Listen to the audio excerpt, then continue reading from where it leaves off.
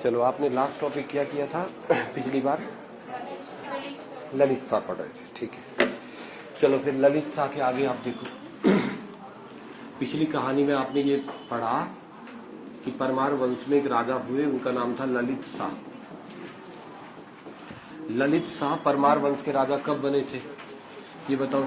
1772 में, और 1780 ईस्वी तक ललित शाह ही परमार वंश के राजा रहे। तो जिस टाइम पीरियड में परमार वंश पे ललित शाह का शासन हुआ, तब हमारे पास कहानी क्या बनी हुई थी कि कुमाऊं में राजनीतिक अस्थिरता उत्पन्न हो चुकी थी। और अब आपका लास्ट लेक्चर है ये परमार वंश, इसमें आप पूरा खत्म कर दोगे। कुमाऊं की राजनीतिक अस्थिरता थी, गढ़वाल की राजगद्दी पर राजा बैठे हुए थे ललित शाह। ललित शाह के शासन काल में कुमाऊं का जो राजा था उसका नाम हुआ दीपचंद, ठीक है। और एक मोहन सिंह रौतेला नाम का आदमी हुआ। इस मोहन सिंह रौतेला ने दीपचंद को जेल में डाल दिया। जब इसे जेल में डाल दिया गया तो वो मोहन सिंह रौतेला मोहन चंद के नाम से वो कुमाऊं की गद्दी पर बैठ गया। फिर कुमाऊं का एक वजीर था, उसका नाम था हर्षदेव जोशी। इस स्थिति में हर्षदेव जोशी ने गढ़वाल के राजा ललित शाह से मदद मांगी। गढ़वाल का राजा ललित शाह अपनी सेना लेकर के आया, उसने मोहन चंद को पराजित किया और कुमाऊं की गद्दी पर किसको बैठा दिया था? प्रद्युम्न चंद को। अपने ही बेटे प्रद्युम्न शाह को प्रद्युम्न चंद नाम से उसने कुमाऊं की गद्दी पर बैठा दिया। फिर ये ललित शाह जब वापिस लौट रहा था तो रास्ते में वापिस लौटते समय इसकी भी डेथ हो गई, ये गढ़वाल पहुंच ही नहीं पाया। तो ऐसी स्थिति में ललित शाह के बड़े बेटे जयकृति शाह को गढ़वाल की गद्दी पर राजा बना दिया गया। तब ललित शाह के बाद गढ़वाल की गद्दी पर राजा कौन होंगे? जयकृति शाह। और कुमाऊं पर उसी का भाई राज करता है, उसका नाम था प्रद्युम्न शाह। तो ये वाला जो दौर है 1780 के बाद वाला जो टाइम पीरियड है वो थोड़ा सा इसलिए इंपॉर्टेंट है क्योंकि उस समय गढ़वाल और कुमाऊं दोनों जगह पर जो राजा थे वो आपस में भाई भाई होते थे, ठीक है। तो गढ़वाल में ललित शाह खत्म हुआ। ललित शाह के बाद आप टॉपिक डालो गढ़वाल में राजा कौन बना? तो गढ़वाल की गद्दी पर राजा बना जयकृत शाह। जयकृत शाह गढ़वाल का राजा बना 1780 ईस्वी से लेकर 1786 ईस्वी तक। 6 वर्षों तक गढ़वाल की राजगद्दी पर जयकृति शाह नाम के राजा ने शासन किया। 1780 से लेकर 1786 ईस्वी तक जयकृति शाह गढ़वाल का राजा हुआ, ठीक है। अब ये जयकृति शाह ने क्या किया, एक बार आप इसको समझो। जयकृति शाह कोई पावरफुल राजा नहीं है, और आप इतना समझना कि ये मतलब एक टॉप क्लास का राजा नहीं हुआ। इसके शासन काल में गढ़वाल राज्य में अव्यवस्था फैल गई, आंतरिक असंतोष फैला, अव्यवस्था फैली और गृह युद्ध जैसी स्थितियां उत्पन्न हो गई। किसकी वजह से? जयकृति शाह की वजह से। वो बहुत योग्य शासक नहीं था, बहुत अच्छा राजा नहीं हुआ है जयकृति शाह। ऐसे ही टाइम पास आप समझो इस राजा को। जब ये राजा बना तो इसके शासनकाल के शुरुआती दिनों में जैसे ही राजा बना तो इसके राज दरबार में इसका एक मुख्तार था। मुख्तार मतलब सेनापति, प्रधानमंत्री।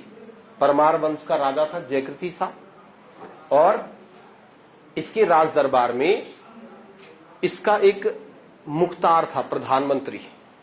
उसका मुख्तार अपनी बहुत मनमानी चलाता था, अपनी मनमर्जी ज्यादा चलाता था। लोगों को बड़ी दिक्कत थी क्योंकि राजा जयकृति शाह था लेकिन प्राइम मिनिस्टर जो था, प्रधानमंत्री जो था, वो अपनी मनमर्जी बहुत ज्यादा चलाता था। फिर इसी के राज दरबार में, जयकृति शाह के राज दरबार में विजय राम नेगी नाम का भी एक व्यक्ति था जो नेगी दल का प्रधान होता था, हेड था नेगी दल का। और इन्हीं के राज दरबार में घनानंद खंडूरी नाम का आदमी हुआ करता था। घनानंद खंडूरी, ये कुछ लोग थे जो इसके राज दरबार में रहते थे। प्राइम मिनिस्टर इनके डोभाल होते हैं। तो डोभाल जाति का एक पर्टिकुलर व्यक्ति इसका प्रधानमंत्री, एक नेगी दल का प्रधान नेता विजयराम नेगी और एक था घनानंद खंडूरी। ये टोटल सारे के सारे लोग थे जो इसके राज दरबार में रहा करते थे। अब ये लोग अपनी मनमर्जी बहुत ज्यादा चलाते थे। ये राजा से किसी काम के लिए ना पूछते ना कुछ करते। तो इस बात से जो श्रीनगर की जनता थी वो परेशान हो गई। श्रीनगर की जनता टेंशन में आने लगी। टेंशन में आने का कारण कि भाई हमसे तो कोई कुछ पूछता ही नहीं है। इस वजह से श्रीनगर की जनता ने राजा से शिकायत करी कि सर आपके दरबार के ये जो 3 लोग हैं ये बहुत मनमानी करते हैं, और अगर हमें आपके पास आना होता है तो आने नहीं देते। ये अपनी मनमर्जी का शासन चलाते हैं, और अपनी मनमर्जी का शासन चलाते हुए स्वेच्छाचारिता यानी मनमर्जी चलाते हैं। आप कुछ करो। उसने मना कर दिया। उसने कहा मेरे बस का नहीं है। जब जयकृति शाह से प्रजा ने कहा कि इनके लिए कुछ करो आप। तो जयकृति शाह का कहना था मेरे बस का कुछ नहीं, मैं कुछ नहीं कर सकता। तो ऐसी स्थिति में श्रीनगर की जो जनता है वो देहरादून आई, और देहरादून का एक फौजदार था, उसका नाम था घमंड सिंह मियां। तो श्रीनगर की जनता देहरादून आई और उन्होंने देहरादून के फौजदार घमंड सिंह मियां को कहा कि ये लोग अपनी बहुत ज्यादा मनमानी चलाते हैं, कुछ करो इनके लिए। तो देहरादून का फौजदार घमंड सिंह मियां देहरादून से श्रीनगर गया, और श्रीनगर जाकर के उसने सरेआम बड़े दरबार में जयकृति शाह के सामने ही उसने उसके प्रधानमंत्री जो डोभाल मंत्री था, उस डोभाल मंत्री की हत्या कर दी। तो ये बड़ा अजीब सा सिस्टम हुआ, एक अटपटांग सा सिस्टम, एक ऐसा दौर, एक ऐसा सिस्टम जब जयकृति शाह राजा बना तो उसके शासनकाल के शुरुआती दौर में उसके प्रधानमंत्री और अन्य उसके जो राज दरबारी थे उन्होंने अपनी मनमर्जी फैलाई। उनकी मनमर्जी से जब स्थानीय जनता परेशान हुई तो एक दिन भरे दरबार में, सोचो देहरादून का फौजदार राजा के सामने ही उसके प्रधानमंत्री की हत्या कर देता है।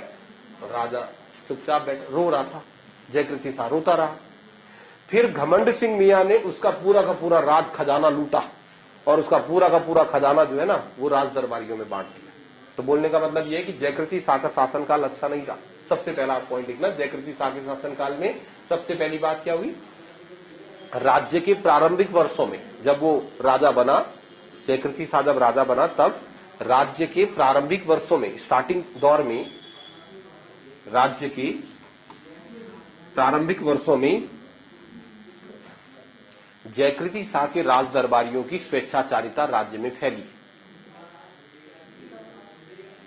राज्य के प्रारंभिक वर्षों में जयकृति शाह के राज दरबारियों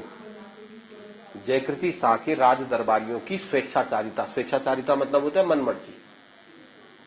राज दरबारियों की स्वेच्छाचारिता राज दरबार में फैली। ठीक है, उन्होंने राज दरबार में स्वेच्छाचारिता मनमर्जी फैला दी। स्वेच्छाचारिता राज दरबार में फैली, स्वेच्छाचारिता राज दरबार में फैली।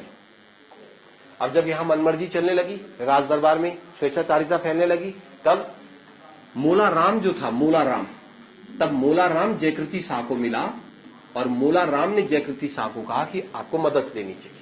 किस राज्य से? सिरमौर से। सिरमौर का राजा इस समय जगत प्रकाश था। जयकृति शाह को भी उसका ये प्लान अच्छा लगा, तो जयकृति शाह ने मौला राम को कहा कि ठीक है, आप सिरमौर राज्य से मदद लेकर के आओ। तब सिरमौर का राजा जगत प्रकाश आया, और सिरमौर के राजा जगत प्रकाश ने गढ़वाल में जो अव्यवस्था फैली हुई थी उस पूरी की पूरी अव्यवस्था को शांत किया, और गढ़वाल राज्य को ट्रैक पर लाने का काम सिरमौर के राजा ने किया। तो नेक्स्ट पॉइंट पे आप लिखना, जयकृति शाह ने सिरमौर राजा जगत प्रकाश से सहायता मांगी। जयकृति शाह ने सिरमौर राजा जगत प्रकाश से सहायता मांगी। सिरमौर राजा जगत प्रकाश से सहायता मांगी।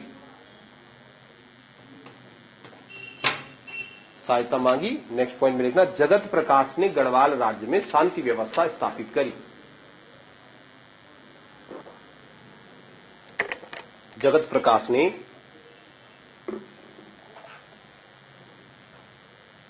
प्रकाश ने गढ़वाल राज्य में शांति व्यवस्था स्थापित करी। अब ललित शाह के कितने पुत्र थे? 4। 2 बेटे तो राजा बन गए, गढ़वाल का राजा बना हुआ है जयकृति शाह, और इस समय कुमाऊं का शासक प्रद्युम्न शाह। अब कौन बचा है? पराक्रम शाह। तो जो पराक्रम शाह था वो इस समय चुपचाप नहीं बैठा रहा। पराक्रम शाह ने अपने भाई जयकृति शाह के खिलाफ खूब षड्यंत्र रचे, और उसका प्लान ये था कि किसी भी प्रकार से मैं गढ़वाल की गद्दी को हथिया दूं। इसी टाइम पीरियड में, मतलब जयकृति शाह का शासनकाल बहुत कठिन मान के चलो आप। एक तो उसके राज दरबारी ही उसकी खिलाफत करते हैं, षड्यंत्र रच रहे हैं उसी के राज दरबारी। एक दूसरी बात, उसका खुद का भाई पराक्रम शाह वो भी उसके खिलाफ है, वो भी लगातार उसके खिलाफ षड्यंत्र पे षड्यंत्र रच रहा था। उसी टाइम पीरियड में जब ये सारी की सारी चीजें हुई तो जयकृति शाह को ये खबर मिली कि देहरादून पर सिखों ने आक्रमण कर दिया, और जनरली सिख लोग जो है वो देहरादून पर आक्रमण करते रहते थे टाइम टू टाइम। जब उनको समय लगता वो देहरादून पर आक्रमण कर लेते। देहरादून के लोग दौड़ करके राजा जयकृति शाह के पास पहुंचे, और उन्होंने राजा जयकृति शाह से शिकायत करी इस बात की कि सर देहरादून पर अटैक हो गया है। जयकृति शाह को जैसे ही ये पता चला कि देहरादून पर अटैक हो गया है, उस बैठा घोड़ा में और सीधा पहुंचा देहरादून। और देहरादून में सिखों ने आतंक बचा रखा था। जयकृति शाह ने देहरादून में आते ही सिखों से बात करी और सिखों को कहा कि तुम हमारे बड़ी मुश्किल से कि रोते रोते, शरीफ है राजा, रो रो के भैया क्यों करता बोल हमारे राज्य पर आक्रमण। तो लोगों को लगा कुछ एक्शन देखने को मिलेगा, जयकृति आज युद्ध लड़ेगा, पर ऐसा नहीं हुआ। उसने सिखों से कहा क्यों करते हो आप हमारे राज्य पर आक्रमण।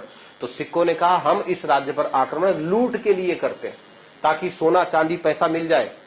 तो जयकृति शाह ने सिखों को किनारे पे ले गया और बोला भाई आज के बाद हमारे राज्य पर अटैक मत करना, तुमने जितना लूटा ना, जितना खजाना तुमने लूटा है उतना मैं अपने आप दे दूंगा तुम्हें, मैं हर साल आपको 2000 रुपए दूंगा, पर हमारे राज्य पर अटैक मत करना। तो शरीफ है मतलब ना, ऐसा कौन बोलता है, राजा है थोड़ा पावर दिखाओ थप्पड़ वप्पड़ मारो, ऐसा कुछ नहीं। उसने सिखों को कहा कि मैं हर साल आपको राखी नाम का टैक्स दूंगा। एक टैक्स होता था राखी, पहले इसके बारे में आप सुनो।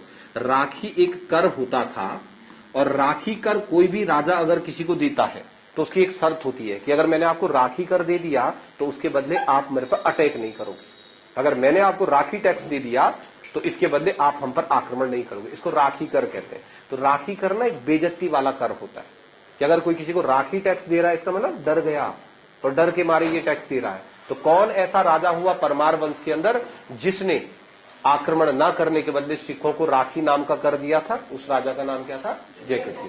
तो आप एक पॉइंट में नीचे से लिखो, जयकृति शाह ने सिखों को आक्रमण ना करने के बदले, जयकृति शाह ने सिखों को आक्रमण ना करने के बदले, जयकृति शाह ने सिखों को आक्रमण ना करने के बदले राखी नामक कर दिया, राखी नाम का टैक्स दिया, राखी नाम का कर दिया।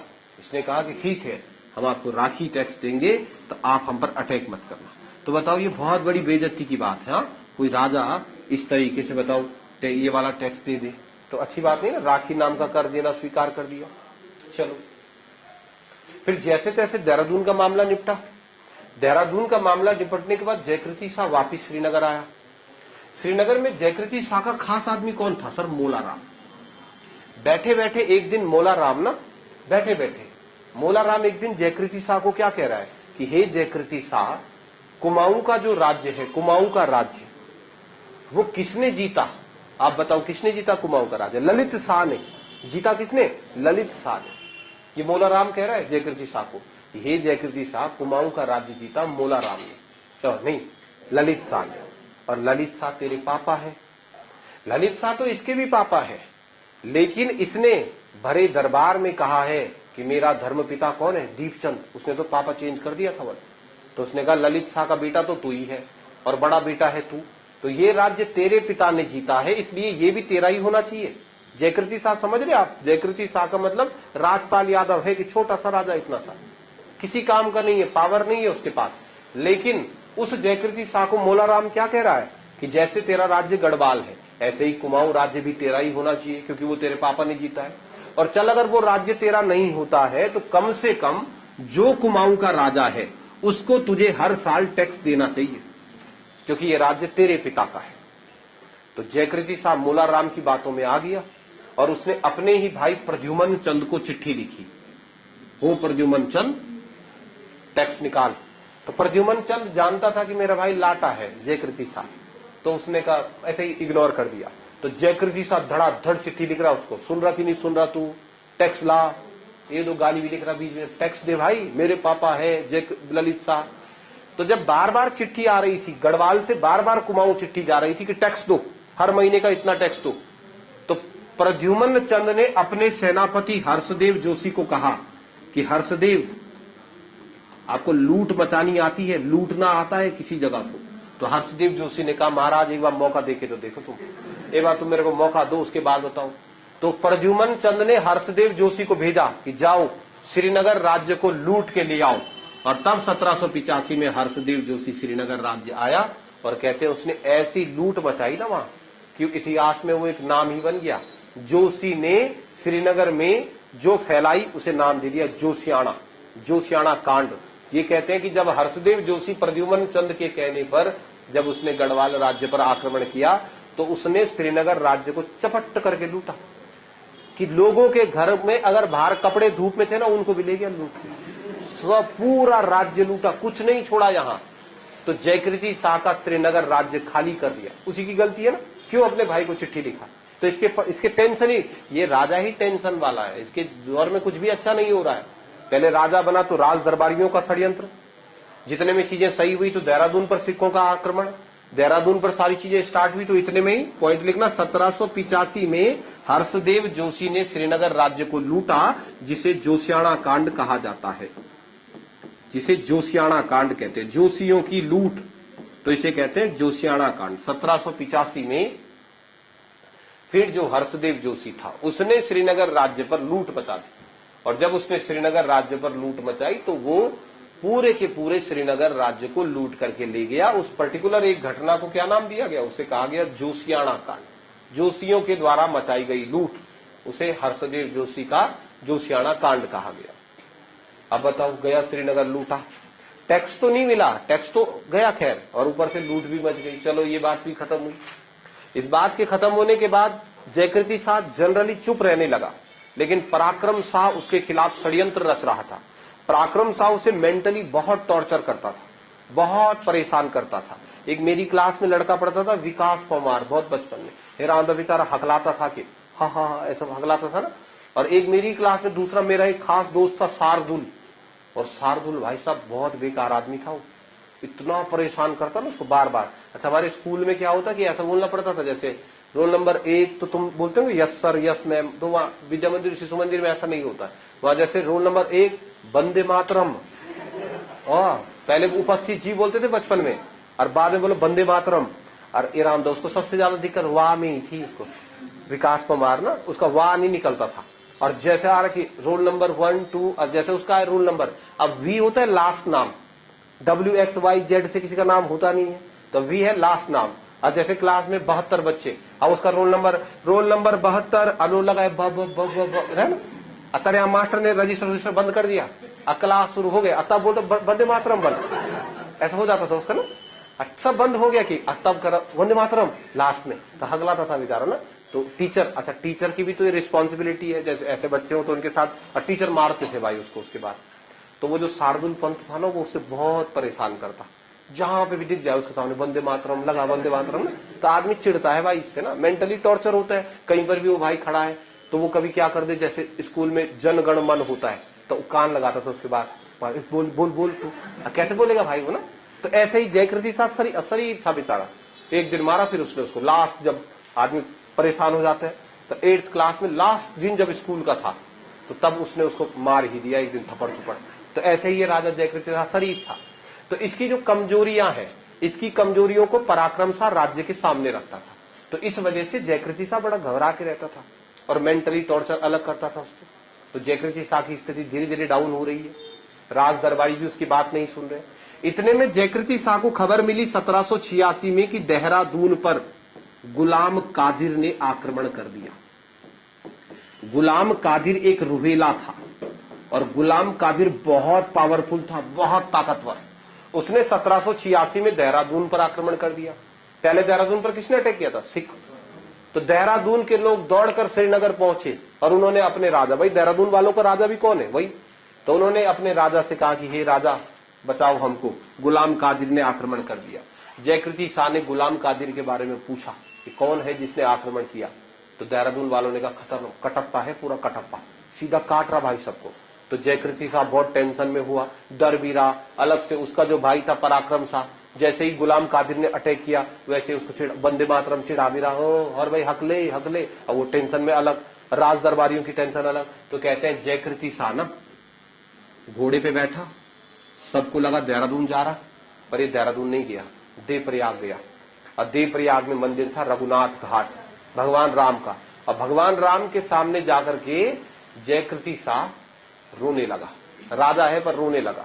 उसने कहा हे भगवान, सारी टेंशन मेरे को क्यों आ रही ना, इतने सारे राजा हुए, सब कुछ मेरे साथ ही हो रहा, घमंड सिंह मियाँ, विजय राम नेगी, कभी राखी टैक्स, कभी सिखों का अटैक, कभी हर्षदेव जोशी जूता चप्पल भी ले जा रहा है यहाँ से, अब भाई ये मेरे साथ ही क्यों हो रहा है, और अब ये गुलाम कादिर। तो ऐसा कहते हैं मजाक मजाक में ना, उसने जयकृति शाह ने मजाक मजाक में कहा हे भगवान मेरे को उठा दे, मजाक बोला उसने। नहीं बोलता कभी कभी आदमी हे भगवान ऐसी जिंदगी से तो जिंदगी ही ना हो, खत्म कर दे मेरे को। अब भगवान था उस टाइम सीरियस मूड में, बाई चांस वाली बात है। और कहते हैं वो जब देवप्रयाग रघुनाथ घाट मंदिर में जयकृति शाह रो रहा था तो रोते रोते ही उसकी मृत्यु हो गई, वही मर गया वो।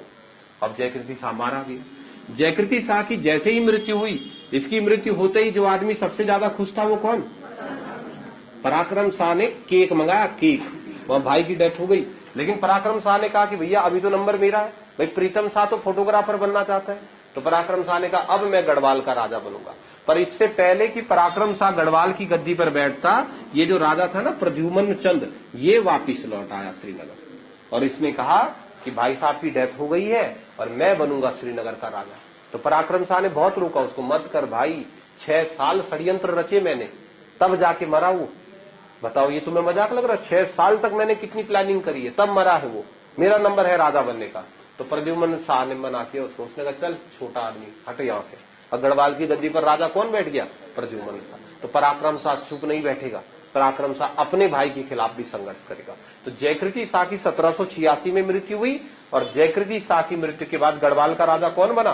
प्रद्युम्न शाह। ये अकेला आदमी है प्रद्युम्न शाह जो गढ़वाल का भी राजा बना और कुमाऊं का भी राजा बना। तो अगला टॉपिक आप डालो, प्रद्युम्न शाह, परमार वंश के फेज 1 का लास्ट राजा, श्रीनगर के परमार वंशी राजाओं का अंतिम शासक प्रद्युम्न शाह 1786 से 1804 तक ये परमार वंश का राजा रहा। इसका नाम है प्रद्युम्न शाह। 1786 ईस्वी से 1804 ईस्वी तक ये परमार वंश के राजाओं का लगभग लास्ट राजा है। आने वाले हैं गोरखा, अब तुरंत गोरखा का अटैक होने वाला है, मतलब 1804 आप मान के चलो। अब देखो प्रद्युम्न शाह के शासनकाल में क्या हुआ। अब कुछ नहीं है, बस कथा सुननी है, और उस कथा को फिर मैं पॉइंट बाय पॉइंट आपको लिखवा दूंगा। लास्ट कहानी है, थोड़ा कॉम्प्लिकेटेड रहेगी, तो आप एक बार समझो। गढ़वाल की गद्दी पर राजा कौन बना? प्रद्युम्न शाह। और ये जो प्रद्युम्न शाह है, इसका विरोध कौन करता था? इसी का भाई पराक्रम शाह। तो जब प्रद्युम्न शाह, आप देखो पिछले चित्र में, प्रद्युम्न शाह इससे पहले राजा कहां का था? कुमाऊं का। तो वो आ गया गढ़वाल, तो कुमाऊं की गद्दी हो गई खाली। तो इसने कुमाऊं की गद्दी किसको दे दी? हर्षदेव जोशी। इसने कहा जोशी तुम संभालो यहाँ का शासन। अब आप समझ रहे, हर्षदेव क्या? जोशी। जोशी मतलब पंडित जी, बामण है ये, बामण। तो पंडित जी को राजा थोड़ी बनाते, राजा तो क्षत्रिय ही बनता है, तो ये राजा नहीं बन सकता, ये वजीर था। तो इसने कहा ठीक है, दीवान था, इसने कहा मैं शासन संभाल दूंगा। तो राजा गढ़वाल आ गए, और कुमाऊं की शासन व्यवस्था कौन संभाल रहा है? हर्षदेव जोशी। इतने में जो मोहन चंद था, मोहन चंद, मोहन सिंह रौतेला, जब मोहन सिंह रौतेला ने देखा कि कुमाऊं की गद्दी खाली हो गई, तो वो मोहन सिंह रौतेला कुमाऊं आया, और उसने हर्षदेव जोशी को पराजित करके कुमाऊं से भगा दिया। तो हर्षदेव जोशी भाग के कहां गया? गढ़वाल। अब कॉम्प्लिकेटेड है, लास्ट एंड है, मतलब पिक्चर के फाइनल ओवर चल रहा बस, तो इसको ध्यान से समझना कि कुमाऊं की गद्दी पर वापिस मोहन चंद बैठ गया, और मोहन चंद ने हर्षदेव जोशी को कुमाऊं से गढ़वाल भगा दिया। तो हर्षदेव जोशी गढ़वाल, और कुमाऊं का राजा कौन बन गया? मोहन चंद। अब हर्षदेव जोशी गढ़वाल के राजा प्रद्युम्न शाह के दरबार में आया, और उसने प्रद्युम्न शाह से कहा कि यार हार गए हम कुमाऊं। तो प्रद्युम्न शाह ने कहा छोड़ ना, फनफूक यहीं रह ले तू। तो प्रद्युम्न शाह ने हर्षदेव जोशी को कहा यहीं रहो श्रीनगर में। हर्षदेव जोशी मान गया, कुछ दिन रहा, उसके बाद उसने कहा यार मन नहीं लग रहा बलिया, उसने कहा मजा नहीं आ रही, कुमाऊं तो कुमाऊं है, कुमाऊं का आदमी था। उसने कहा यार अपना घर तो अपना घर है, यार प्रद्युम्न भाई एक बार चलते हैं उधर। तो प्रद्युम्न शाह ने कहा नहीं, मुझे अब कोई इंटरेस्ट नहीं है कुमाऊं की राजनीति में। लेकिन हर्षदेव जोशी लगा रहा उसके पीछे, भाई जी प्लीज प्लीज। तो जब वो बहुत प्लीज प्लीज किया, तो प्रद्युम्न शाह ने अपनी सेना भेज दी। प्रद्युम्न शाह ने कहा ले हर्षदेव जोशी मेरे 5000 सैनिकों को लेके जा, और जो करना है कर ले। हर्षदेव जोशी 5000 सैनिक लेके कुमाऊं पर आक्रमण किया, और हार गया, और हार के वापिस आ गया। तो गढ़वाल के राजा ने कहा देख मैंने पहले ही बोला था ना, मत कर, मतलब कहां जा रहा है, यहीं रह ले। तो प्रद्युम्न शाह ने हर्षदेव जोशी को 21 गांव की जागीर दे दी। क्या मतलब इसका? 21 गांव का राजा बना दिया। उसने कहा कि अगर तुझे इतना ही शासन का शौक है तो लो 21 गांव का राजा तू बन जा। तो हर्षदेव जोशी 21 गांव का राजा बन गया। कम बड़ी बात है 21 गांव का, मतलब 21 गांव का राजा था। कुछ दिन उसने राज किया 21 गांवों पर, उसके बाद वो फिर राजा के पास आया। उसने कहा यार फीलिंग नहीं आ रही, बस मजा नहीं आ रहा, मजा तो कुमाऊं में ही है, भाई प्लीज एक बार अपनी सेना और भेज दे। तो वो प्रद्युम्न शाह की सेना लेकर के फिर से गया कुमाऊं पर, और उसने इस बार कुमाऊं के राजा मोहन चंद को मार दिया। तुक्के में ना मोहन चंद मारा गया। अब कुमाऊं की गद्दी हो गई खाली। और तब हर्षदेव जोशी ने कुमाऊं से फोन किया, प्रद्युम्न भाई मर गया, ये मोहन चंद मर गया, कुमाऊं की गद्दी खाली है, प्लीज भाई एक चक्कर आजा, बस आना है, मुकुट पहन, यार तू यहाँ का राजा बन जा। क्योंकि राजा हर्षदेव जोशी नहीं बन सकता ना, वो तो पंडित जी है, तो उसे कोई क्षत्रिय चाहिए। तो प्रद्युम्न शाह ने कहा नॉट इंटरेस्ट, नहीं है, मैं नहीं आ रहा कुमाऊं। तो उसने कहा भाई प्लीज आ जा यार, कोई ना कोई तो चाहिए। तो जब प्रद्युम्न शाह ने कुमाऊं जाने से मना किया तो हर्षदेव जोशी अल्मोड़ा के बाजार में घूमने लगा, और अल्मोड़ा के बाजार में जो ही मिल रहा था उसको उसी से पूछ रहा था, भाई राजा बनेगा बोला, 300 रुपए पर डे मिलेंगे, दिहाड़ी पे लाया एक राजा। ये भाई कुछ नहीं करना, राजपूत होना चाहिए तू, गद्दी पे बैठना है तूने, और बस मुकुट पहनना है, शासन मैं चलाऊंगा बस लोगों को दिखाने के लिए। तो एक आदमी मान भी गया 300 रुपए दिहाड़ी पे, उसका नाम था शिवचंद। चंद तो लगेगा ही, चंदों का राजा बनेगा तो चंद तो लग ही जाएगा। तो कुमाऊं का राजा उसने किसको बनाया, शिवचंद को। तो गढ़वाल के राजा प्रद्युम्न शाह ने कहा कि हे हर्षदेव जोशी अब शांत रहो, अब तू वजीर बन गया शिवचंद का, आराम से रह बाप। तो सब बढ़िया चल रहा था, पर ये नहीं था जो मरा था मोहन चंद। मोहन चंद का लड़का आ गया, और मोहन चंद के लड़के ने शिवचंद को मार दिया, और जा दिहाड़ी पे। इसका तो कुछ हिसाब किताब भी नहीं था, 300 रुपए के चक्कर में गया। मोहन चंद के लड़के ने सोचा कि ये है राजा, और उसने शिवचंद की हत्या कर दी। और शिवचंद की हत्या करी तो हर्षदेव जोशी फिर से गढ़वाल राज्य भाग करके आ गया, और अब कुमाऊं का राजा मोहन चंद का लड़का बन गया। उसका नाम क्या था, उसका नाम था महेंद्र चंद। अब ये राजा बन गया, और हर्षदेव जोशी फिर मुंह उठा के, और प्रद्युम्न भाई, तो प्रद्युम्न शाह ने कहा ये हर्षदेव मत कर भाई, एक काम कर यहीं रह ले, अपना आराम से रहो, क्यों मतलब लड़ाई झगड़े के चक्कर में पड़ा हुआ है। तो अब फिर से हर्षदेव जोशी श्रीनगर में ही रहने लगा। लेकिन फिर से 2-3 महीने के बाद अब फिर बोला उसने, प्रद्युम्न भाई एक बार और भेज दे अपनी सेना। तो प्रद्युम्न शाह ने कहा चल यार दोस्त है तू, और उसने एक बार फिर से अपनी सेना कुमाऊं भेज दी। हर्षदेव जोशी सेना लेकर के गया और महेंद्र चंद के साथ युद्ध किया, और हर्षदेव जोशी हार गया, और हारने के बाद वापिस आया श्रीनगर दरबार में, और कुछ दिन श्रीनगर दरबार में रहा, और फिर कहा उसने प्रद्युम्न शाह को, भाई एक बार और बन। तो प्रद्युम्न शाह ने अपने राज दरबारियों को कहा कि 2 आदमी हाथ पकड़ो, 2 आदमी पैर पकड़ो इसके। और उसके बाद प्रद्युम्न शाह ने ऐसे चटाकी मारी ना इसकी, थप्पड़ मारे इसके, और नहीं मारा बाकी, थप्पड़, और थप्पड़ मार मार के बोले बेटा आज के बाद यहाँ आएगा भगाओ इसको। और प्रद्युम्न शाह ने हर्षदेव जोशी को राज्य से निष्कासित कर दिया। तेरा अलग चल रहा डेली यार, एक बार भाग यहां से। अब कहां जाएगा बेचारा हर्षदेव जोशी, घर का ना घाट का, कुमाऊं जा नहीं सकता, क्योंकि कुमाऊं का राजा कौन है, महेंद्र चंद। उसने तो बस बंदूक 24 घंटे लगा रखी उसके नाम पे, और अब गढ़वाल उसका सहारा था, और गढ़वाल के राजा ने भी उसको भगा दिया। तो शुरू में हर्षदेव जोशी को लगा कि मजाक कर रहा है, लेकिन जब राजा मारते मारते नीचे ले गए चौक में, सबके था चल भाग यहां से। तो वो जाते रहा, वो गांव के लास्ट एंड तक भी उसको लग रहा था कि वापस बुलाएगा राजा। राजा ने चप्पल फेंकी, भाग यहां से, ये राम तक गया, अब कहा जाएगा बताओ।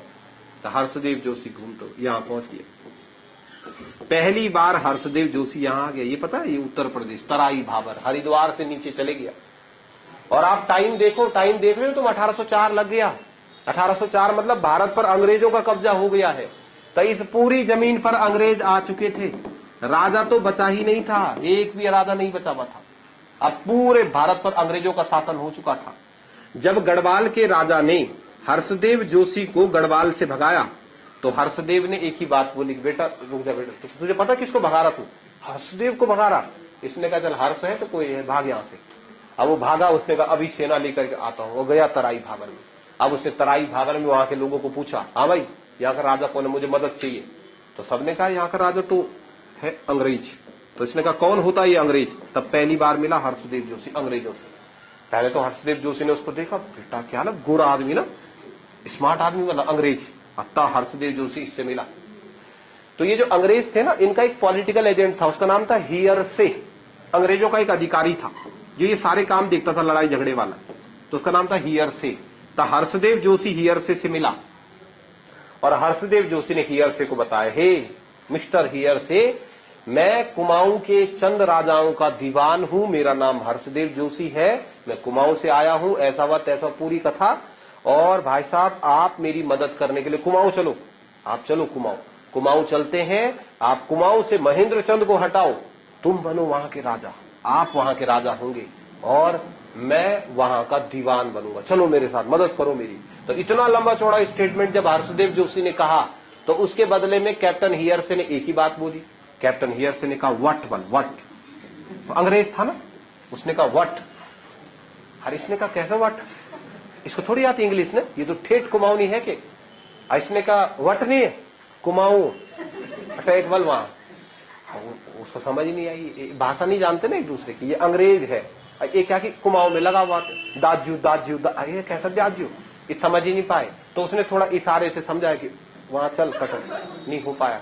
तो कैप्टन हियरसे ने इस हर्षदेव जोशी को एक किताब दी ABCD वाली, कि ले इसको पढ़, पहले कोचिंग लगा इंग्लिश की, तब होगी बात हमारी, बात करना भी तो जरूरी है।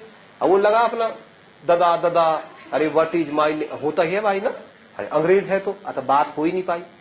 तो हर्षदेव जोशी ने कहा नो कुछ नहीं, तेरे से कुछ बात नहीं, आगे चल गया वहां से। उसने कहा रहने दे। हियरसे ने पूछा व्हाट, बोला क्या बोलना चाह रहा तू? उसने कहा कुछ नहीं हो पाएगा, तेरा मेरा जमेगा ही नहीं, कैसे समझाऊं भाई तुझे ना, तो अंग्रेज है। अतः वो आगे चलते रहा, तो उसने देखा यहां भी अंग्रेज, यहां भी अंग्रेज, बताओ सारी जगह। तो घूमते घूमते लास्ट में पहुंचा यहां बरेली। तो उसने देखा कि बरेली में था एक राजा बचा हुआ, सारे राजा खत्म हो गए थे, मिर्जा मेहंदी अली बेग। तो तब वो बरेली के राजा के पास गया और उसने बरेली के राजा मिर्जा मेहंदी अली बेग को कहा कि हे मिर्जा, हमारी मदद कर दे यार प्लीज। तो जब उसने मिर्जा मेहंदी अली बेग को कहा तो मिर्जा ने उसको कहानी समझाई। मिर्जा ने कहा अब तेरी मदद कोई नहीं कर सकता, अब हम राजा तो है पर पावर सारी अंग्रेजों के पास है, हम राजा तो सेना भी नहीं रख सकते, तो मदद तो भाई तेरी अंग्रेज ही करेगा, अंग्रेज के पास जा। तो उसने कहा उसके पास तो जागे, मैं वट कर रहा, वट वहां दिक्कत नहीं है, मैं चले गया उससे मिलने, वट थैंक यू, अब नहीं आ रहा भाई समझ में। तो बरेली के राजा ने कहा फिर दो ही लोग बचे हुए, या तो अंग्रेज, उनसे मदद मांग, अगर वो मदद नहीं कर सकते तो यहां चल जा, गोरखा रहते यहाँ और वो हमारे जैसे ही बोलते हैं, वहां की भाषा में नहीं है दिक्कत, नेपाली और कुमाऊनी, नेपाली और गढ़वाली लगभग एक ही भाषा है। तो उसने कहा ठीक है, फिर एक ही आदमी है जो तेरी मदद कर सकता है, नेपाल का राजा। तब हर्षदेव जोशी ने नेपाल के राजा को पत्र लिखा। नेपाल का राजा था रण बहादुर शाह, और हर्षदेव जोशी ने इसको क्या पत्र लिखा कि हे रण बहादुर शाह, मेरे को तेरी मदद की आवश्यकता, आओ कुमाऊं की गद्दी पर महेंद्र चंद बैठा है, तुम आओ इसको मारो, राजा आप बनो, राजा में तो बनना ही नहीं है, आप राजा बनो, लेकिन भाई को क्या बना देना, वजीर, मुझे दीवान बना देना। और रण बहादुर शाह इसी बात का इंतजार कर रहा था। तो रण बहादुर शाह को जैसे ही चिट्ठी मिली, रण बहादुर शाह अपनी सेना लेकर के निकला। अमर सिंह थापा, हस्तीदल चौतुरिया इसके दो सेनापति थे, और 1791 में गोरखा ने कुमाऊं पर आक्रमण कर दिया। जब गोरखाओं ने कुमाऊं पर आक्रमण किया तो गोरखाओं के इस आक्रमण में महेंद्र चंद पराजित हो गया, महेंद्र चंद हार गया। जब महेंद्र चंद हारा तो कुमाऊं पर शासन किसका हो गया, गोरखा का, पूरे कुमाऊं पर गोरखा का शासन हो गया। अब हर्षदेव जोशी ने रण बहादुर शाह से कहा, भाई साहब, हर्षदेव जोशी को क्या बोलते हैं, कुमाऊं का विभीषण कहते हैं। उसने घर का भेद बताया, अपने राज्य पर, खुद ही अपने राज्य पर आक्रमण करवाया। तब उसने रण बहादुर शाह को कहा, सर चलो अब बनाओ मेरे को, अब मुझे आप यहां का वजीर बनाओ। तो रण बहादुर शाह ने कहा वजीर, वजीर कब? तो उसने कहा भाई शर्त हुई थी ना। तो रण बहादुर शाह ने कहा एक शर्त पे बनाऊंगा वजीर भाई, अगर तू गढ़वाल का भी राज्य हमें जितवा दे। क्या तू गढ़वाल का राज्य भी जितवा सकता है? तो हर्षदेव जोशी ने कहा हाँ सर हाँ, और बाद उसके बाद ही बनाना मुझे। इसने मेरे को थप्पड़ मारी थी, इसने पूरे गांव के सामने जुत्ता की मारी मेरे। तो हर्षदेव जोशी ने कहा चलो पहले उधर चलते हैं। तो 1791 में गोरखा जो है उन्होंने कुमाऊं को जीत लिया। अब हर्षदेव जोशी 1792 में उन्हें लेकर के गढ़वाल राज्य आ गया।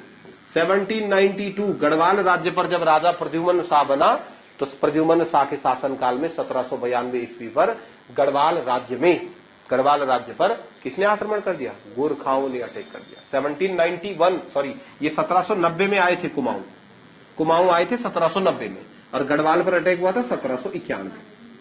गोरखाओं ने कुमाऊं आक्रमण कब किया, 1790, और 1791 में गोरखा कहां आ गए, गढ़वाल। गढ़वाल का राजा बेचारा प्रद्युम्न शाह बैठा हुआ। अब वहां खबर आई कि भाई जी आक्रमण हो गया, और आक्रमण हो गया। उसने कहा किसने किया, और गया बाहर तो वहां देखा सबसे आगे तलवार लेके हर्षदेव जोशी खड़ा। और हर्षदेव जोशी वो जूता भी लाया था जो उस दिन उसने मारा। उसने कहा ये मेरे मारा था ना, देख सेना लेकर के आ गया। और तब गोरखा और गढ़वाल के राज्य के बीच युद्ध हुआ। अब बताओ गढ़वाल वालों को गोरखा से लेना ना देना, और फालतू में लड़ाई, और गोरखा बड़े पावरफुल होते थे लड़ने में। तो गोरखा सेना ने जब आक्रमण कर दिया तो प्रद्युम्न शाह बड़ा डर गया। 1 साल तक लड़ाई चली, लंगूरगढ़ का युद्ध कहते हैं उसे। पौड़ी में लंगूरगढ़ से आक्रमण हुआ, तो लंगूरगढ़ में 1 साल तक गढ़वाल और गोरखाओं का युद्ध चलते रहा। जब लगातार युद्ध हो रहे थे तो एक दिन लड़ते लड़ते, बाई चांस लड़ते लड़ते, कि यहां से प्रद्युम्न शाह और गोरखा का सेनापति था अमर सिंह थापा, और लड़ते लड़ते कि तलवार ऐसे में लटका रखी ना बहुत देर तक, इसने यहां से मारा उसने वहां से मारा, और दोनों एक दूसरे पे ताकत लगा रहे। तो इसने में प्रद्युम्न शाह ने कहा, ओ भाई टाइम प्लीज, बस 1 मिनट, लड़ते हैं ना भाई, तो 2 मिनट मेरी बात सुन। अमर सिंह थापा को कहा, तो अमर सिंह थापा ने कहा क्या? उसने कहा 1 मिनट बात सुन, तुम ये बताओ गोरखा लोगों, तुमको यहाँ कौन लेके आया? तो अमर सिंह थापा ने कहा हर्षदेव जोशी। तब प्रद्युम्न शाह ने अमर सिंह थापा को हर्षदेव जोशी की कहानी सुनाई, कि पता भी है कौन है ये? तो उसने कहा पता क्या है, मतलब दीवान साहब बनना चाहता है। तो प्रद्युम्न शाह ने कहा सुन बेटे गोरखा, जहां तुम्हारा अधिकार है ना, पहले वहां का राजा मैं ही था, मैं प्रद्युम्न शाह वहीं का राजा था। और किसने बनाया मुझे वहां का राजा? इसी जोशी ने बनाया। इसने हमें चिट्ठी लिखी थी। तो गोरखा ने कहा भाई चिट्ठी तो हमको भी लिखी थी। इसने कहा ये चिट्ठी में बताओ क्या क्या लिखा हुआ था? सब कुछ, एक एक बात, हर एक बात। तो उसे सारी, ये कुमाऊं का चाणक्य है ना हर्षदेव जोशी। तो प्रद्युम्न शाह ने अमर सिंह थापा को हर्षदेव जोशी की कहानी बता दी। ये नृप निर्माता कहते हैं इसको, कुमाऊं का चाणक्य, तो झूठ झूठ बोलता है। तो अमर सिंह थापा को बड़ा गुस्सा आया, और अमर सिंह थापा ने हर्षदेव जोशी को बीच युद्ध के मैदान में गाड़ी में बैठा, चल तेरे को वजीर बनाता बल मैं, और गाड़ी भगा रहा था 80 की स्पीड से सीधा नेपाल। और उसने कहा भाई जी कहां जा रहे? चल बल तेरे को वजीर बनाता, बैठ तू फटाफट। अब खींच के ले जा रहा था उसको नेपाल। तो हर्षदेव जोशी को खबर लग गई कि वजीर नहीं बना रहा, ये गले का नाप भी ले रहा, तलवार भी पले आ रहा। इसने कहा मेरे को निपटाता है ये। तो रास्ते में उसने गाड़ी रोकी, भाई 1 मिनट पानी पी के आ रहा बल में, और हर्षदेव जोशी गायब। हर्षदेव जोशी कुमाऊं से भागा, सीधा हरिद्वार आ गया। हरिद्वार आके उसने पहला काम क्या किया? बाल कटा दिए, पूरा टकला हो गया। और उसके बाद किया किसी साधु के पास दीक्षा ली और साधु बन गया चुपचाप से। अब कौन मदद करेगा? हर्षदेव जोशी की। गढ़वाल राज्य ने भी भगा दिया, कुमाऊं ने भी भगा दिया, और गोरखे ने भी भगा दिया। जा अब कौन मदद करेगा? तो वो हरिद्वार के जंगलों में गुफा में बैठा। जाएगा नहीं, वो छित्तू है, छित्तू ऐसा नहीं जाएगा अभी, ना ना ना ना। अब उसने कहा भाई अब मेरी मदद कोई नहीं कर सकता। तो उसने हियरसे की दी हुई वो ABCD वाली किताब पढ़नी शुरू कर दिया। उसने कहा अब मेरी मदद एक ही आदमी कर सकता है, हियरसे। अब लगा A for Apple, B for ball. अब धीरे धीरे सीखेगा ना। अब कुछ साल में जब अंग्रेजी सीख जाएगा तो जाएगा अंग्रेजों के पास मदद मांगे, पर चुपचाप से नहीं रहेगा यहां से। तो उसने गढ़वाल राज्य पर आक्रमण करवा दिया। और गढ़वाल का राजा इस समय कौन था? प्रद्युम्न शाह। प्रद्युम्न शाह के बारे में पहली बात आप देखो। सबसे पहला पॉइंट, 1790 में 1790 में कुमाऊं पर किसने अटैक किया? गोरखाओं ने आक्रमण किया। कुमाऊं पर गोरखाओं ने आक्रमण किया 1790 में। एक बात, गोरखाओं के द्वारा कुमाऊं पर आक्रमण किया गया 1790 ईस्वी में। चलो पहली बात तो ये निकली। दूसरी बात, 1791 में 1791 ईस्वी में 1791 में गोरखा ने गढ़वाल राज्य पर भी आक्रमण कर दिया। गोरखा ने गढ़वाल राज्य पर फर्स्ट अटैक लिखना, पहला आक्रमण, क्योंकि गोरखा दोबारा आएंगे गढ़वाल पर। 1791 में गोरखाओं ने गढ़वाल राज्य पर प्रथम आक्रमण किया और एक युद्ध हुआ। क्या युद्ध कहते हैं उसको? लंगूरगढ़ का युद्ध। कब हुआ लंगूरगढ़ का युद्ध? 1791 में। किस किस के बीच? तो गोरखा और प्रद्युम्न शाह के बीच में 1791 में लंगूरगढ़ का युद्ध हुआ। 1 साल तक लड़ाई चली भाई साहब, 1 वर्ष तक युद्ध चला। साल भर तक युद्ध होने के बाद भी जब कुछ रिजल्ट नहीं निकला तो लड़ रहे थे। इतने में नेपाल को खबर मिली, गोरखाओं को खबर मिली कि उनके देश नेपाल पर चाइना ने आक्रमण कर दिया, चीन वालों ने अटैक कर दिया था नेपाल पर। इसलिए गोरखाओं को आधे युद्ध से ही वापस लौटना पड़ा। तो लड़ाई चल रही थी, अब गोरखा आधे से ही वापस लौटे। तो गोरखा ने कहा, गढ़वाल के राजा को, कौन था गढ़वाल का राजा? तो गोरखा ने कहा रुक जा तू बेटा, हम अभी अर्जेंट काम पड़ गया ना, हमें अर्जेंट काम पड़ गया है, हमारे राज्य पर अटैक हो गया है, जा रहे, अभी आते हैं थोड़ा देर में। तो गढ़वाल के राजा ने कहा प्रद्युम्न शाह ने, गोरखा बड़े पावरफुल थे लड़ने में, तो प्रद्युम्न शाह ने कहा भाई सुनो यार, मत आना यार, है ना। ये कह रहे थे अभी आ रहे बोला, उन्होंने कहा यार भाई प्लीज अब मत आना यार, भयंकर हो तुम। तो इसने कहा क्यों नहीं आना, अभी तो तेरे को पिटेंगे। तो प्रद्युम्न शाह ने कहा मत करना यार भाई, मत आना, क्या चाहिए तुझे। तो गोरखा ने कहा कि अच्छा अगर नहीं आना है तो एक शर्त है, हर महीने 3000 रुपए चाहिए, प्रति माह 3000 रुपए टैक्स दो। तो गढ़वाल का राजा बेचारा मान गया, उसने कहा दे देंगे 3000, 100-200 और भी ले ले, पर आना मत क्या। तो 1791 की जो लंगूरगढ़ की लड़ाई थी वो 1 साल तक चली और 1792 में संधि हो गई। लंगूरगढ़ में परमार वंश और किस किस के बीच, परमार वंश और गोरखाओं के बीच एक संधि हो गई, उसे बोलते हैं लंगूरगढ़ की संधि। उस संधि में यह तय हुआ कि गढ़वाल के राजा गोरखाओं को 3000 रुपए का सालाना टैक्स देंगे। 3000 रुपए हम टैक्स देंगे भाई आपको। अब जैसे ही 1 तारीख हो अट्ठात 3000 रुपए वहां। अब गोरखा ने कहा बेटा किराया है ये, टाइम पे दे देना, अगर 1 की 2 तारीख हुई तो अटैक कर देंगे। चल ही रहा था ये कहानी।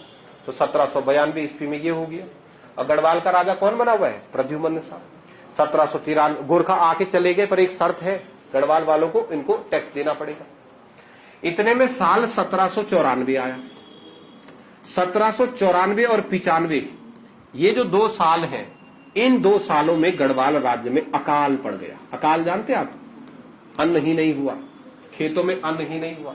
1794 और 95 ये राजा प्रद्युम्न शाह के लिए बहुत कठिन साल रहे, क्योंकि 1794 और 95 ईस्वी में गढ़वाल राज्य में भीषण अकाल पड़ा। कैसा भीषण था, खतरनाक, कुछ खाने पीने को ही नहीं रहा।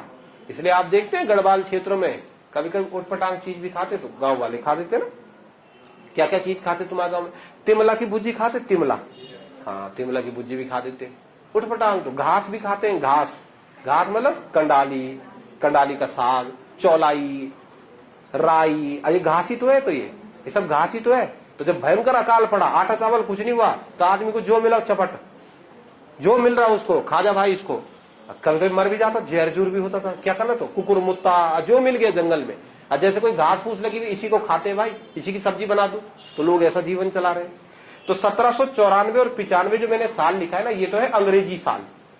अब उस समय अंग्रेज आए नहीं थे, अंग्रेज नहीं आए थे तो विक्रमी संवत चलता था, भारतीयों का थोड़ी चल रहा था ये साल। भारत वालों के साल अंग्रेजों के साल से 57 साल आगे चलते हैं, पता है तुमको ये बात।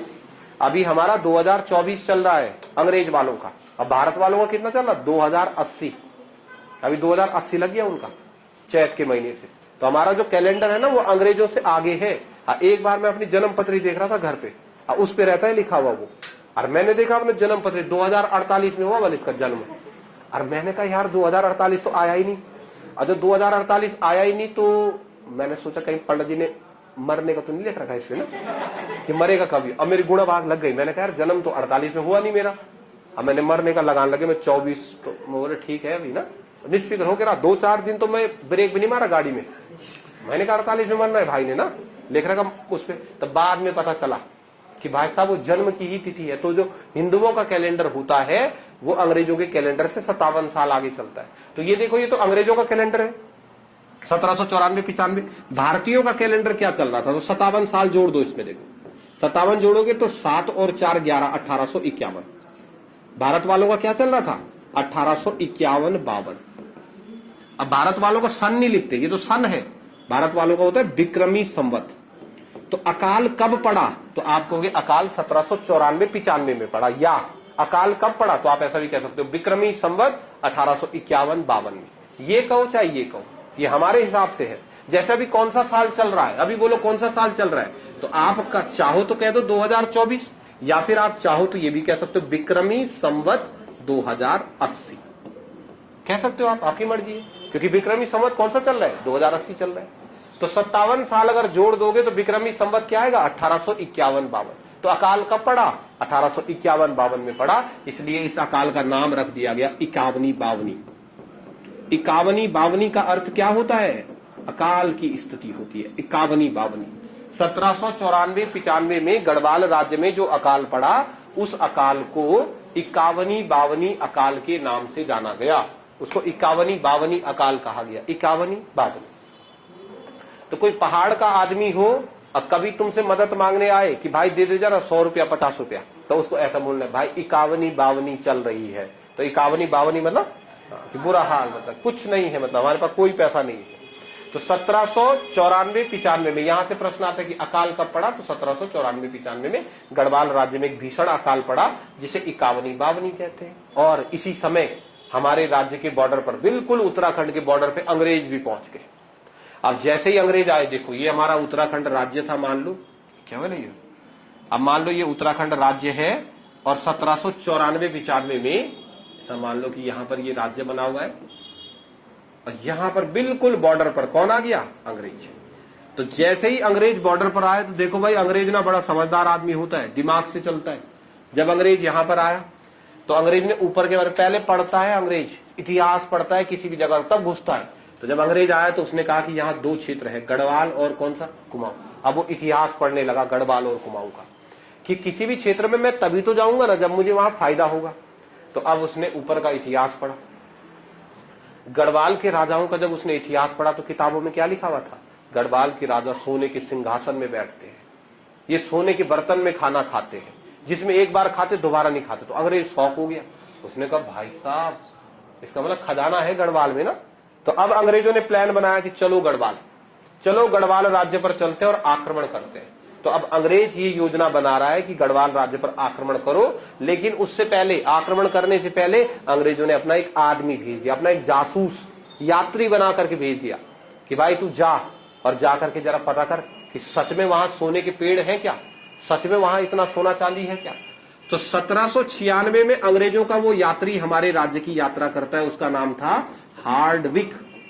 1796 में हार्डविक नामक अंग्रेज अधिकारी ने प्रद्युम्न शाह के दरबार की यात्रा करी। प्रद्युम्न शाह के दरबार की यात्रा किसने करी बोला, हार्डविक ने परमार वंश के राजा प्रद्युम्न शाह के दरबार की यात्रा करी। कब करी, 1796 में। और अकाल कब पड़ा, 95 में। और हार्डविक आया। हार्डविक क्यों आया यहाँ, वो देखना चाहता था कि सोने के बर्तन में खाते कि नहीं खाते, कैसा है गढ़वाल का राजा, कितना प्रभुत्व संपन्न है, वो देखना चाहता था। तो 1796 ईस्वी के अंदर झट से यहाँ कौन आ गया, सर हार्डविक आ गया। अब 1796 में जब हार्डविक यहाँ आया गढ़वाल राज्य में, तो राजा कौन था उस समय, प्रद्युम्न शाह।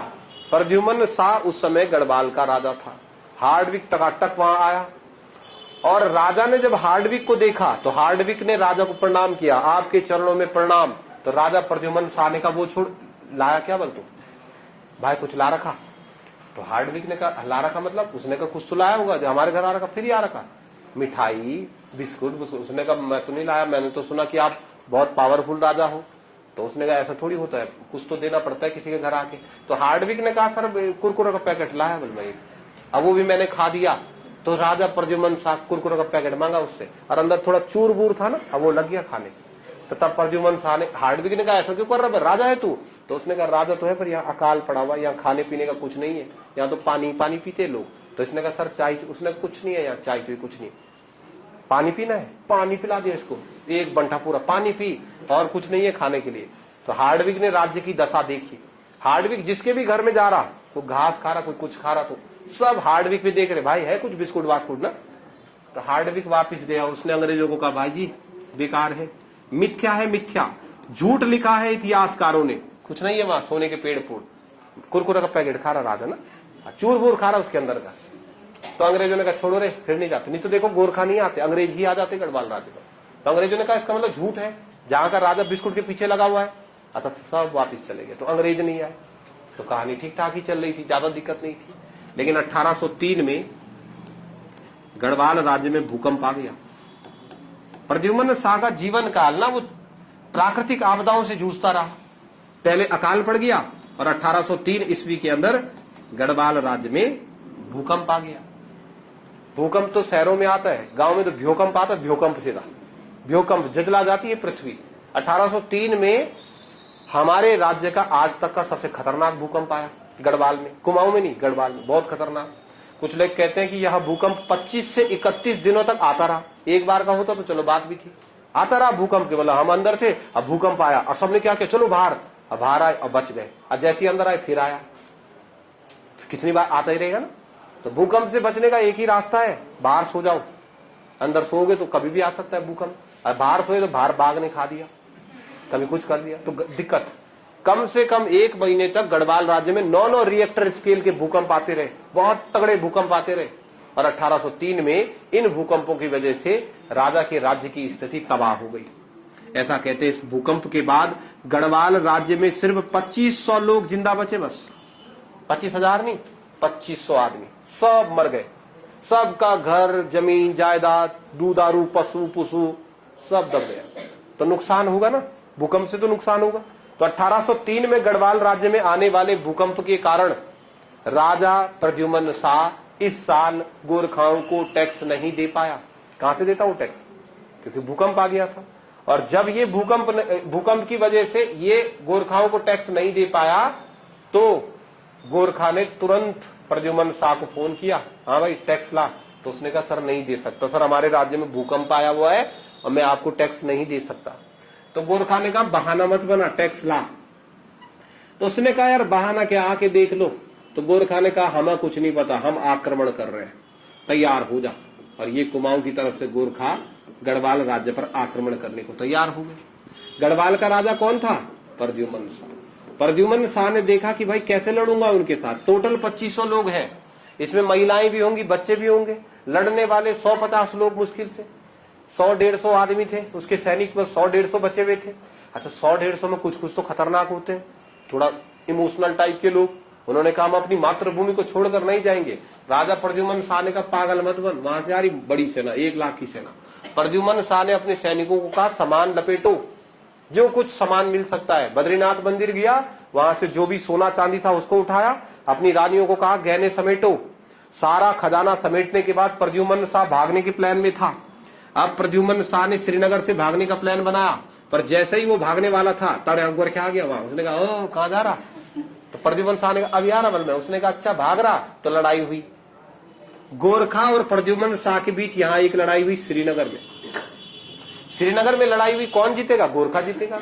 सिर्फ पिक्चर में, और वो भी साउथ की पिक्चर में 100 आदमी हजारों को मार देते, बाकी नहीं है। और सच में कहीं पता चला तुम जा रखे 50-60 आदमी की पिक्चर में हीरो भी तो मारता। अब वो पिक्चर है भाई, 100 आदमी कभी हजारों को मार सकते हैं, बताओ। एक आदमी 10 को मार सकता, अब चाहे तुम सलमान खान क्यों नहीं है, एक आदमी है 10 आदमी नहीं मार सकता भाई। 10 आदमी में 4 ही तो चाहिए हाथ पैर पकड़ने के लिए, और तब चटका हो उसको ना। तो इनकी सेना 100-150 की और यहाँ सेना लाखों की। तो श्रीनगर में युद्ध हुआ, प्रद्युम्न शाह युद्ध हार गया।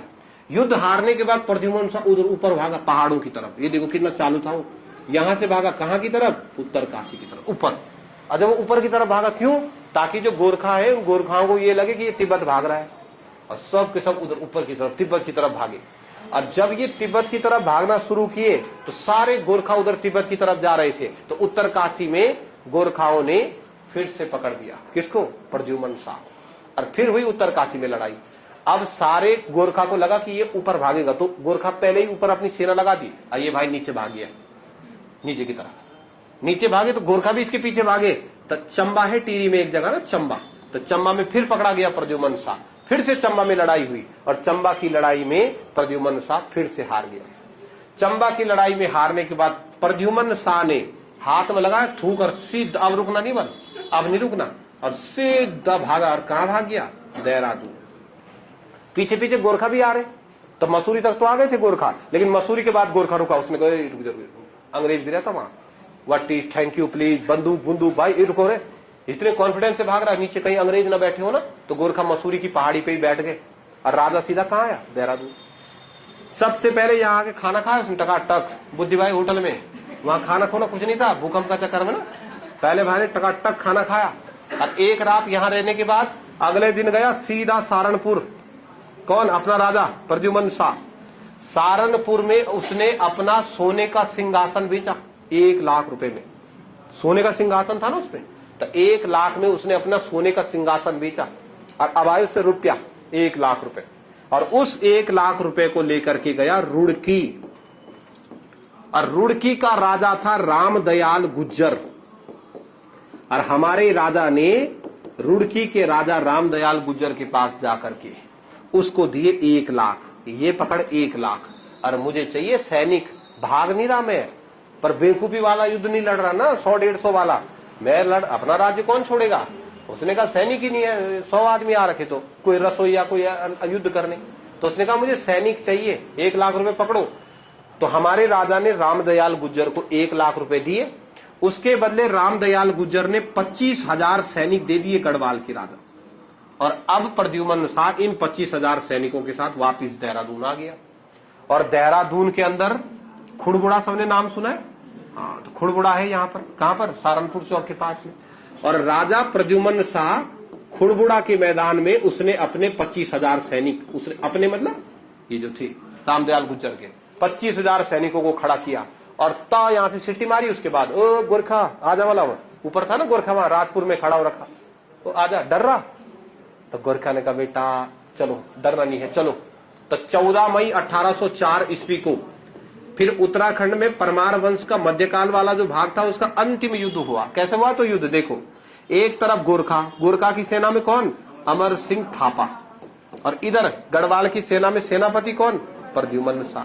प्रद्युम्न शाह के अलावा उसका बेटा सुदर्शन शाह, वो भी आया हुआ था युद्ध के मैदान में। जाना पड़ेगा ना, पापा पिटरा, तो पापा पिटरा जाना पड़ता है, तो सुदर्शन शाह। इसी प्रद्युम्न शाह का भाई कौन? पराक्रम शाह, वो भी था उस दिन आ रखा। उसने कहा भाई जी डरो मत, मैं भी तुम्हारे साथ हूं। कैमरा लेकर के उसका भाई फोटोग्राफर भी आ रखा था, वो अपना पेड़ पे बैठ के टकाटा। उसने कहा चलो लड़ो, मैं दौड़ वीडियो बना रहा है ना, ये भी आया था। मोला राम वगैरह नहीं आया, चालू थे मोला राम वगैरह। और देखो युद्ध का मैदान सज गया। 14 मई 1804 को यहाँ युद्ध हो रहा था। हमारे राजा प्रद्युम्न शाह के पास कितने सैनिक थे? 25,000। अब जब युद्ध शुरू हुआ ना, तो गोरखा बड़ी पावरफुल तरीके से लड़ रहे थे, गढ़वाल के सैनिक नहीं लड़ पाए। पता है क्यों? सुनो, जो 25,000 सैनिक थे ना, वो थे गुज्जर सैनिक, और ये राजा है गढ़वाली। युद्ध लड़ते समय कोड वर्ड का बड़ा महत्व होता है। मेन चीज क्या है युद्ध के समय? Code word. कभी तुमने देखा इंडियन आर्मी वाली पिक्चरें, तो फोन करके क्या बोलते? Direct alpha two beta, beta gamma, ऐसा बोलते। इनका मतलब है ना कुछ ऐसा हो गया, दिल मांगे मोर, एक वो हीरो था, हाँ, दिल मांग, विक्रम बत्रा, दिल मांगे मोर, मतलब हो गया काम, मतलब जीत गए हम। तो ऐसे कोड वर्ड होते हैं, तो ऐसे इनके भी तो होते कोड वर्ड। डायरेक्ट नहीं बोल सकते। जैसे लड़ाई हो रहा है, तो इनका मेरा लड़ाई हो रहा है, और लड़ाई के बीच में मैंने इसको बोला नाक पे मार, नाक पे, अच्छा इसको तो पता चल गया कि नाक पे, तो ऐसा कर देगा ना, तो कुछ और बोलना पड़ेगा। जैसे नाक पे मार, तो पंखा, पंखा पहले ही क्लियर हो जाएगा कि पंखा बोलूंगा तो नाक पे मारना। तो ऐसे ये राजा था प्रद्युम्न शाह। जब युद्ध शुरू हुआ तो ये अपनी कोड वर्डिंग कह रहा, कुछ भी कोड वर्डिंग जो इनके युद्ध लड़ने की वर्डिंग होगी, और वो इनको समझ नहीं आ रही। जैसे युद्ध लड़ते लड़ते प्रद्युम्न शाह अचानक से कह दे कि भूई बैठो, भूई। अब भूई, इनको पता ही नहीं चला कैसे भूई, अबे भूई नीचे। तो गढ़वाली होते तो समझ आ जाता। और कभी बोले कि फाल खाओ, फाल। अब ये सोच रहे ना भाई क्या बोल रहा है यार। तो इस वजह से ये सैनिक ना बहुत बेहतरीन तरीके से नहीं लड़ पाए। लेकिन प्रद्युम्न शाह बड़ी बहादुरी से लड़ रहा था। गोरखा सैनिकों ने एक प्लान बनाया। उन्होंने कहा एक काम करो, सीधा प्रद्युम्न शाह को अटैक करो। गोरखा सैनिकों ने सीधा प्रद्युम्न शाह के आंख में गोली मार दी। और 14 मई 1804 को जब खुड़बुड़ा का युद्ध हुआ, तो इस युद्ध में प्रद्युम्न शाह मारा गया। ये देखो तुम, 14 मई 1804 जैसे ही प्रद्युम्न शाह मरा, पराक्रम गायब। ये मिला ही नहीं थी आस में, एक झटका में साहब भाई, उसका पता ही नहीं चला वो कहां गया। कुछ लोग कहते हैं संसार चंद सिरमौर चले गया था, फिर पता नहीं। सैनिकों ने देखा कि प्रद्युम्न शाह मर गए, ये जा रहा था वहां पे, हे पापा, तो सैनिकों ने इसको पकड़ा, तेरा भी होता पापा, चल तू। हो गए पापा खत्म। उसने कहा तेरा पापा तू भी निपटता होगा। और सुदर्शन शाह को, जो परमार वंश के सैनिक थे, उन्होंने पकड़ दिया। हे बेटा मत जा, अगली गोली तेरे को लगेगी, अरे ये वंश ही खत्म हो जाएगा, इस वंश का आखिरी वारिस है तू वापिस आएगा कर्ण अर्जुन की तरह, कल के दिन आएगा तू, चल देख लेंगे। तो इसको पकड़कर हरिद्वार के जंगलों में ले गए। भाई पेड़ से नीचे उतरा है ना, और नीचे उतर के बिल्कुल बगल में जहां प्रद्युम्न शाह लेटा था खुड़बुड़ा के मैदान में, एक क्लोज शॉट लेता बल में पास वाला ना, प्रद्युम्न शाह का अंतिम चित्र बना रहा था।